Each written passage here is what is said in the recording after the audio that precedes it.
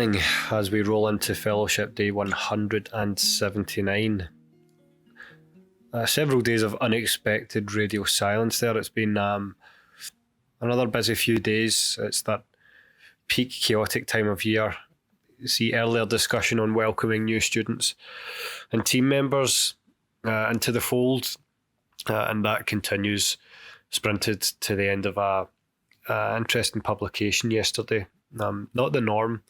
It was in fact one building on an earlier publication, but this more recent one was an encyclopedia entry for a new chemical reagent that we had managed to identify that was a safe replacement for an existing chemical species. So that was great. Busy between working with people, busy between working with papers, and that brings me to the long-winded excuse as to why we're on day 179 now.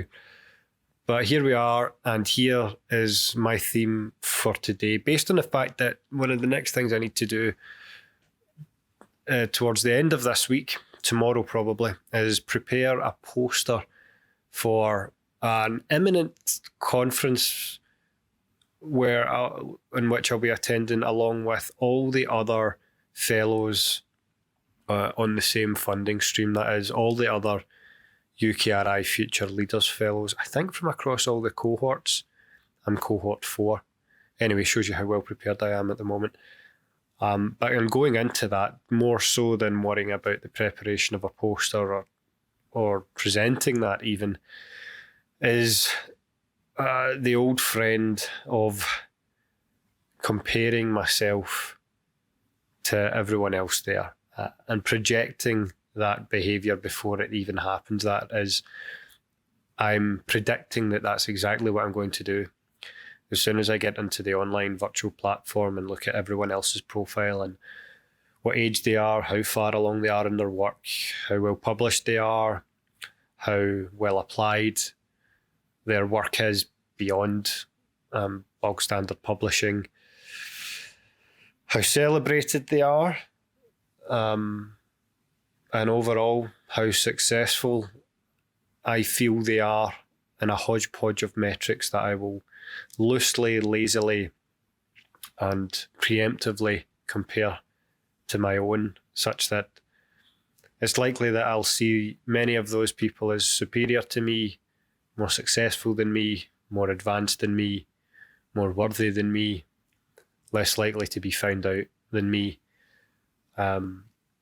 All rolling back to earlier discussions on the imposter phenomenon. I think I've mentioned a few times now, and fair warning, I'll mention it a lot more going forward as I finish my 5-year-long book project on the subject. But right at the heart of that actually is this theme of comparisons, and I've researched and written a lot about that for a book chapter.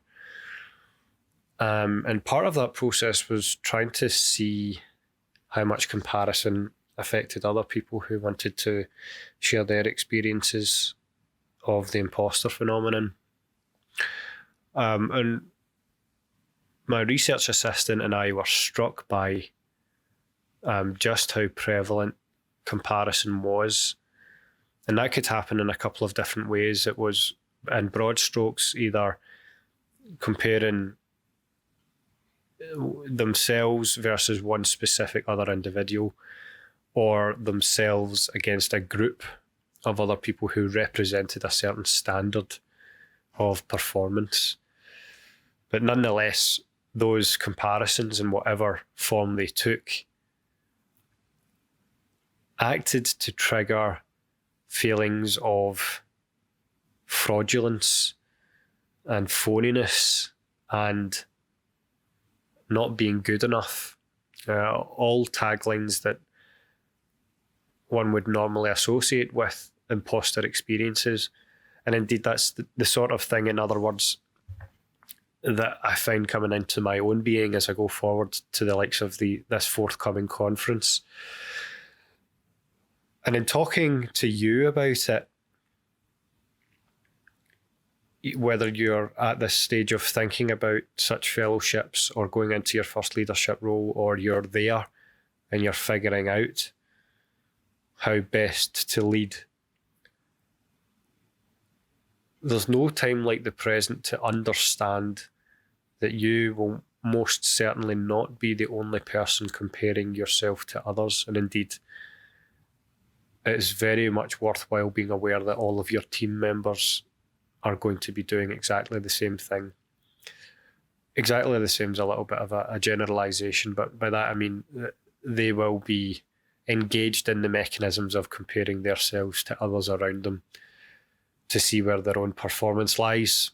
And whilst that, in deep psychological terms, if you think about social comparison theory, first developed by, I believe, Leo Festinger in the 1950s, these comparisons can have the positive influence of driving us upwards. Comparing yourself to someone just slightly ahead of you can actually be motivating for you to get beyond where you currently are. See such common adages as you don't want to ever be the smartest person in the room.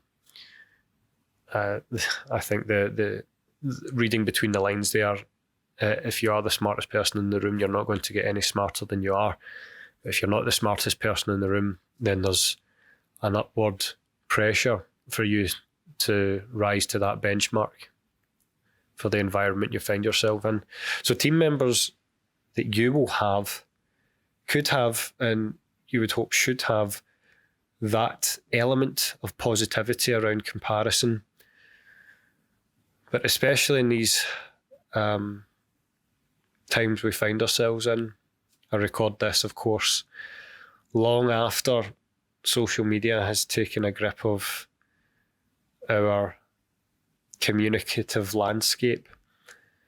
And therefore, comparison is not only global, widespread, and more accessible than it ever was before 2007 when the iPhone landed, but it also means that it's far more likely now than at any time in the past that comparisons between oneself and others can lead to many a negative consequence. That is, not using comparison for upward momentum, but rather to see so many comparisons that the natural conclusion seems to be that you're not worth it. There's too much effort, too much competition, too many others who are better than you. And therefore you're some sort of fraud who's in the wrong place and should give up while you're ahead. What I've found through my own research for my book and reading interview transcripts, and of course reflecting on my own experience, one of the core fallacies here is that these comparisons are single step. You compare yourself in this moment to someone else and theirs, but there is no recourse to look at the previous chapters of their life versus the previous chapters of yours. There's no reflection, no consideration of the fact that the path that they've walked to get to this moment is highly unlikely to be a like-for-like path with your own. People have different upbringings, different environments, different friends, different opportunities. They've made different decisions. They have a different fingerprint of existence than you do. And all of that is forgotten in these flash moments of comparison. And the immediate conclusions that are drawn from those flash comparisons are sticky. And the panic of the immediate conclusions that are drawn out from those comparisons can then send you down this doom loop of being convinced utterly, entirely, that you're not meant to be there, or someone in your team's not meant to be there. So if you're considering comparison for yourself, but as importantly for members of your own team, remember this above all else. It is your privilege and responsibility to help them see to help them consider that those comparisons that they are making in the moment are in no way comprehensive and likely to be highly distorted. So as I leave you this morning, consider, how can you help someone focus on making their self today better than their self yesterday? How can you help them win that game, which is the only game any of us can win? And avoid the game of comparing their self today versus someone else today who's living a different life with a different story inside a different dust jacket of a different book. How can you help put comparison in its place for those in your care? Have a great day. We'll see you tomorrow, I hope. If you like what you're hearing on the podcast, head over to the website, where not only will you find the written blog versions of these podcasts, you'll find my leadership blog series, the daily thought series, and information about my book on managing the imposter phenomenon. We also have even more free resources and webinars linked to the YouTube channel. So head on over to dr-mark-reid.com. That's dr-mark with a C -reid.com